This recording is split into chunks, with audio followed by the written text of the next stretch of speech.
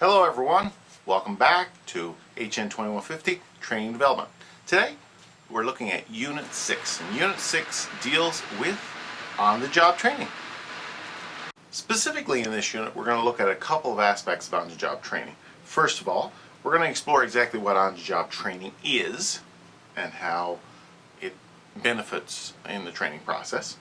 And we're going to look at some different approaches to on-the-job training that are often used in the workplace and look at some tips about using those approaches to the best possible ways. We're also going to look at some of the limitations of the on-the-job training system and think about when it's best to use it and when we can combine it with other types of training in order to get the most possible effect. So first of all, let's look at what is really meant by on-the-job training. On-the-job training strictly is defined as a process where trainees receive instruction from a supervisor or another employee at their workstations or on their machine or on the job. And on-the-job training is the most common approach that's used in workplace training, and probably it's most common because it's the easiest one in terms of the operationalizing of it. So in this unit we're going to look at 6 primary methods that are used for on-the-job training. First of all, we're going to take a look at the concept of job instruction. We're going to also look at performance aids. We're going to look at job rotation. We're going to look at apprenticeships. We're going to look at coaching, and we're going to look at mentoring. Let's first take a look at job instruction. Job instruction should be a very formalized process. Essentially, what happens in job instruction is some planning on the point of view from the point of view of the instructor, and an opportunity to train from the point of view of the instructor. And from the student's point of view, an opportunity to try what's been taught. That's followed up then with continuous overview. So we've got planning, the training, the trying, and the continuous overview. So let's take a look at step 1. Step 1 is the planning, the preparation. So what happens in the preparation stage? Well, in that stage, it's the trainer's job to break the task of the job down into its components and sequence them. So we need really to think about, from a trainer's point of view, we need to think about what's involved in this. What are the steps? What is the process that we need to go through in order to logically teach this? So a lesson plan comes out of that, which is normally a written document that kind of specifies exactly what we want to do. So here, for example, I have an example of teaching a fire person how to tie a knot. Okay. So what do we need to do? First, we need to untwist and straighten the rope. Then we need to make a right-hand loop. Then we need to make our left-hand loop. Then we put the end through the loop and pull it taut. So what we've done is we've taken a very simple process and we've broken it down into its key components. And what we need to do is when we show the trainee, we need to be able to specify those components and do it in the order that is required. So in this planning stage, it's very important that it's planned in such a way that the trainees are put at ease, and so that they can see the benefits of doing it this way. What is in it for them? So the training needs to be focused on how this is going to benefit them in terms of their ability and their capacity to do the job. Have the instruction prepared, then we're actually going to do the instruction. So in the instruction stage, it involves showing the trainees how the task is performed. So the trainer should explain, carefully explain, and demonstrate the steps necessary to perform the task. Key points need to be highlighted and repeated, and trainees need to be shown how each step or task fits in the big picture. So again, it's an ability to show the person in a systematic, ordered way and clearly demonstrate benefit in doing it that way. Once the training's done, then we have to get the employee or the trainee to actually try it. So the trying part is where we put all that we've learned in the instruction step into action. So the trainees try each task with the trainee's supervision. Very important to have the trainee's supervision. And trainees should try each step individually. So we want to be able to look at it as opposed to one big thing. We break it down into steps and get them to try to do it one at a time. For example, putting on this hazardous waste material, this hazardous waste outfit here. We need to put the pants on first, focus on doing that right. Shirt on next, focus on doing that right. The hat on next, focus on doing that right. The mask on next, focus on doing that right. The gloves on finally, focus on doing that right. So we do the steps in the sequence and ensure that each step is done correctly. The final and often forgotten but probably most important step in the job instruction method is follow-up. It's very important that the trainer be able to continually evaluate how the trainee has done in terms of utilizing the new skills that they've learned. So the trainee needs to get the hang of it, then needs to be able to do it. So the follow-up focuses on, are they doing it correctly, and what steps can be put in place in order to remediate any problems that may exist. So we should be aware of some key tips that trainers should be aware of before they get involved in job instruction. First of all, job instruction training should not be managed differently from other forms of training. It should be integrated into the organization's overall training. Ownership of on-the-job training should be retained in the company. We don't contract it out. Seeing they're actually working here, we need to ensure they're doing it correctly. Trainers must be trained properly in on-the-job instruction. Be aware of how to break steps down into their components and properly show and pass on right ways of doing things as opposed to wrong ways of doing things. The trainers should recognize the efforts of the trainees, and the trainers should be recognized by the company in terms of their efforts in providing assistance to the trainees. There needs to be a structured process to developing and running on-the-job training. And that way we can ensure that the training is done correctly and everyone gets an equal amount of it. And finally, and probably most importantly, safety and hazards. People need to be aware of pointing out some of the safety and hazard issues that trainees should be aware of whenever they're doing this type of job and this type of instruction. A very important type of training system is called a performance aid. So what we do is on the job, we go through the job training process, and then we need to support it somehow or another. And performance aids are often used as a support tool for training.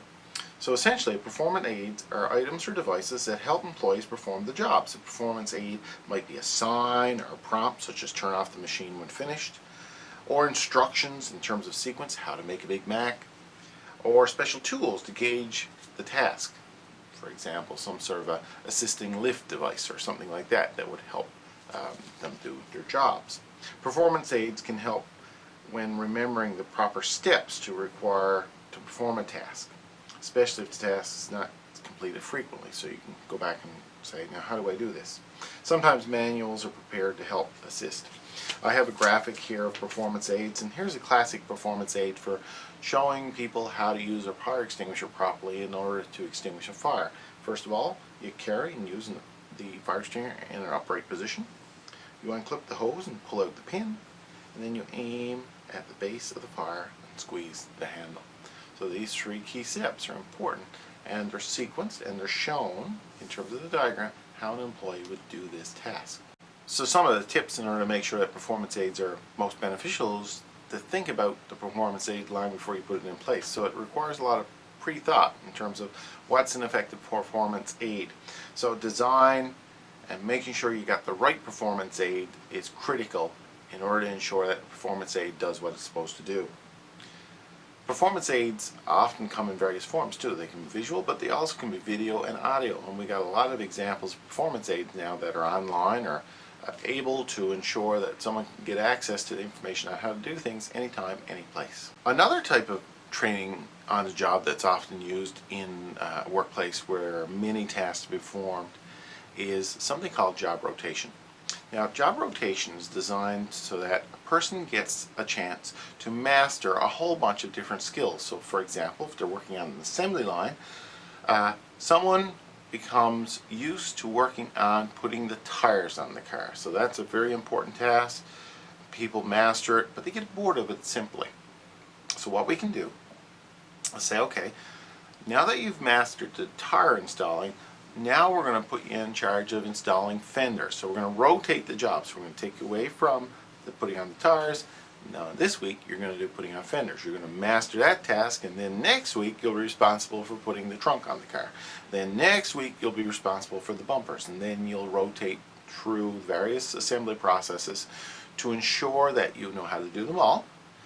But also it breaks up the job, and it teaches more skills, and the idea is that we can have a better rounded employee who is more capable of doing more tasks. From the employee's point of view, it's designed to reduce the monotony. So you've got a number of different tasks that you've got to do, so you learn several. Now the problem with that is some critics say, well, a monotonous task is a monotonous task, and adding multiple monotonous tasks don't make it any less monotonous. But job rotation, nevertheless, is often used, so that kind of breaks up the process and it allows for cross-training of individuals. So how can we make job rotation more effective? Let's look at some of the key tips. Well, we got to ensure employees involved in job rotation have enough time to learn the skills necessary for the task. And if there isn't enough time, the employee may not be sufficiently trained, so that the rotation really doesn't do a good job. We have to make sure the job rotation is carefully planned and structured. And we have to ensure that job rotation should be part of a larger training program as opposed to the training program. So we would incorporate specific training tools into each rotation. So again, multiple types of training applied to the job rotation process. For the skilled trades, a very important and a very common, probably the most common on-the-job training method is something called the apprenticeship. What the apprenticeship does is it allows for a new graduate student who's learned all the book stuff but knows none of the how it actually works process. The idea is to pair up that student with someone who's a master at the trade. So let's say, for example, you're learning to be a machinist. You've gone to school for 9 months, you've learned out all of the technical ends of being a machinist. But have you ever actually ran a machine? Have you ever really used a lathe or a drill press? No, not anywhere else besides school. So the idea is with the apprentice is that you, as a young, fresh upstart coming in with a bunch of book knowledge, will be paired up with an individual who's worked at machinery and machinist trade for years.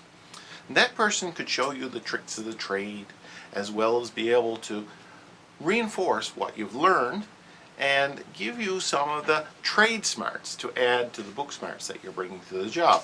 The concept of the apprentice has been around a tremendously long time. It's worked very well, and it continues to work very well. So the thing is, though, that the trainer in this case, or the person who is the supervisor, has to have some good skills in how to teach and train apprentices.